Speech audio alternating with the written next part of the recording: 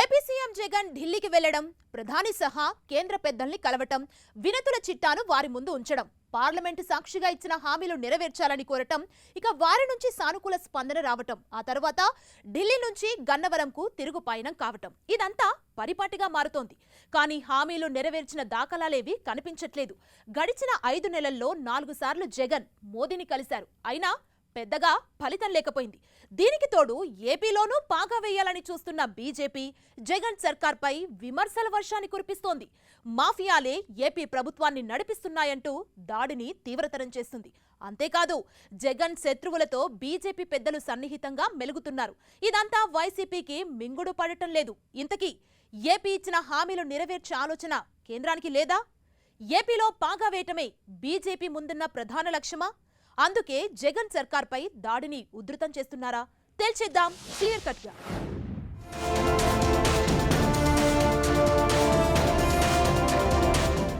దేశంలోని చాలా మంది సీఎంలు ఢిల్లీకి వెళుతుంటారు. కానీ జగన్ కు దొరికినంత సులభంగా ఎవ్వరికీ మోదీ సహా బీజేపీ పెద్దల అపాయింట్మెంట్లు అంత సులభంగా దొరకవు. కానీ సీఎం జగన్ ఎప్పుడు ఢిల్లీ వెళ్లినా రెడ్ కార్పెట్ వేసి మరీ ఆహ్వానం పలుకుతారు. ఆయనతో చర్చకు తగినంత సమయం కేటాయిస్తారు. జగన్ ప్రతిసారి ఢిల్లీ పెద్దల ముందు ఉంచే చిట్టా ఒక్కటే.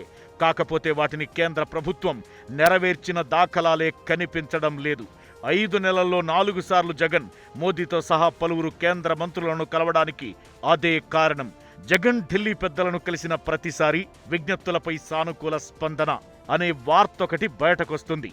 అంతకు మించి ఇంకేమీ జరగదు. అయినా ఏపీ సీఎం మాత్రం పట్టువీడని విక్రమార్కుడిలా స్పెషల్ ఫ్లైట్ వేసుకుని మరీ పదే పదే ఢిల్లీ గడప తొక్కుతూనే ఉన్నారు.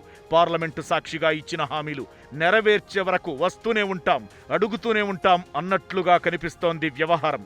కాకపోతే ఈ టూర్లతో ఫలితమే కనిపించడం లేదు.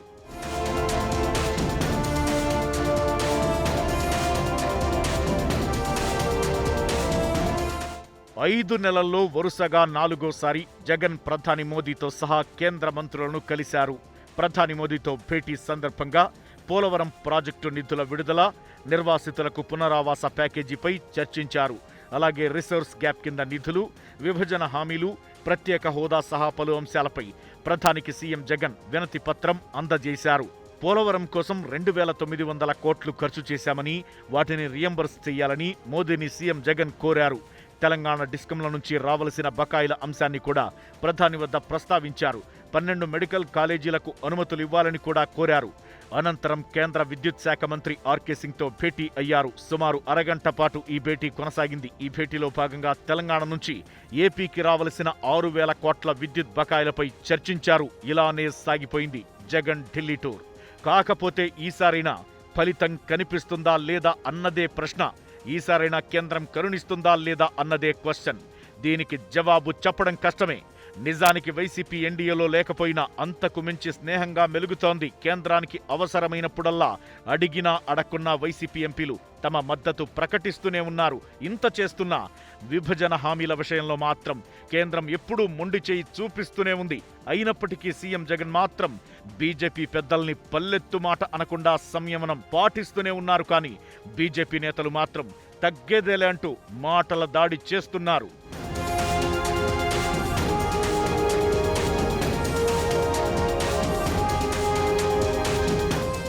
జగన్ మరోసారి ఢిల్లీకి వెళ్ళొచ్చిన సందర్భంలో కొన్ని ప్రశ్నలు వినిపిస్తున్నాయి. అవేంటో ఓసారి చూద్దాం. 1. విభజన హామీలు నెరవేర్చే ఆలోచన కేంద్రానికి లేదా? 2. ఏపీలోనూ డబుల్ ఇంజిన్ సర్కారు తేవడమే బీజేపీ లక్ష్యమా? 3. వైసీపీ సర్కారుపై దాడి ఉధృతం చేస్తున్నారా? 4. రామోజీరావుతో అమిత్ షా భేటీ వెనుక వ్యూహం ఏంటి?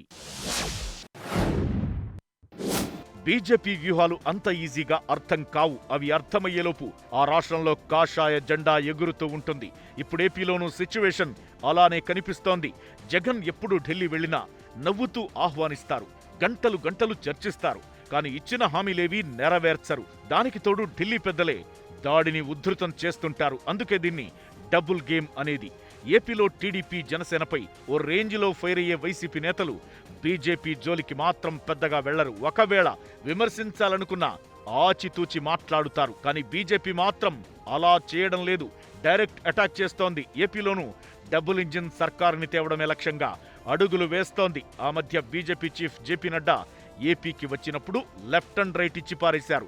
ఇప్పుడు కేంద్ర మంత్రి అనురాగ్ సింగ్ ఠాకూర్ దానికి మరింత మసాలా దట్టించి మరీ ఆరోపణలు గుప్పించారు.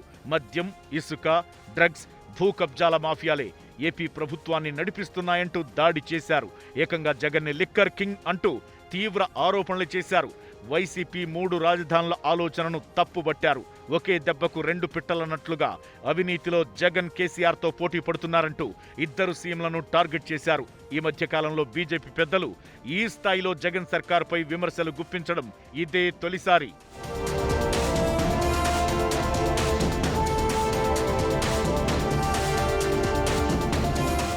ఇక తెలంగాణ పర్యటనలో భాగంగా అమిత్ షా రామోజీ గ్రూప్ సంస్థల చైర్మన్ రామోజీరావుతో భేటీ కావడం కూడా హాట్ టాపిక్ గా మారింది. అమిత్ షా తారక్ భేటీకి ఎంత ప్రాధాన్యత ఉందో ఈ భేటీ కూడా అంతే ప్రాధాన్యత ఏర్పడింది. జగన్ ప్రతి బహిరంగ సభలో, ప్రతి ప్రెస్ మీట్లో పదే పదే వాడే ఒకే ఒక్క పదం దుష్ట చతుష్టయం. అందులో రామోజీరావు కూడా ఉన్నారు. అలాంటి వ్యక్తితో అమిత్ షా భేటీ కావడంతో వైసీపీకి కౌంటర్ ఇవ్వడమేనన్న టాక్ నడుస్తోంది. అంతేకాదు, ఆ మధ్య చంద్రబాబుకు ఆహ్వానం పంపడం, చాలా కాలం తరువాత చంద్రబాబుతో మోదీ మాట్లాడడం, ఇదంతా జగన్ను ఇరుకున పెట్టేందుకేనన్న ప్రచారము జరుగుతోంది. ఇదంతా చూస్తుంటే వచ్చే ఎన్నికల్లో కొత్త పొత్తులు చిగురించే సంకేతాలు కనిపిస్తున్నాయి. చంద్రబాబును దగ్గరకు తీసుకుంటున్న ప్రభావమో లేక వైసీపీ ప్రభుత్వంపై వ్యతిరేకత ఉందన్న సంకేతాల ప్రభావమో తెలియదు. కానీ జగన్ను మాత్రం బీజేపీ నేతలతో మొదలుపెట్టి కేంద్ర మంత్రుల వరకు అంతా టార్గెట్ చేస్తున్నారు.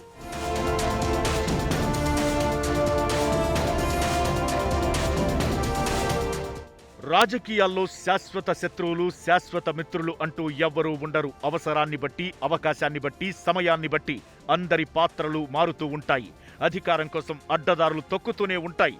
దక్షిణాదిలో పాగా వేయాలనుకుంటున్న బీజేపీ కన్ను ఇప్పుడు తెలుగు రాష్ట్రాలపై పడింది. తెలంగాణలో బీజేపీకి బలమైన క్యాడర్ ఉంది. కానీ ఏపీలో అలా కాదు. అందుకే ఢిల్లీ పెద్దలు మరింతగా ఫోకస్ పెడుతున్నారు.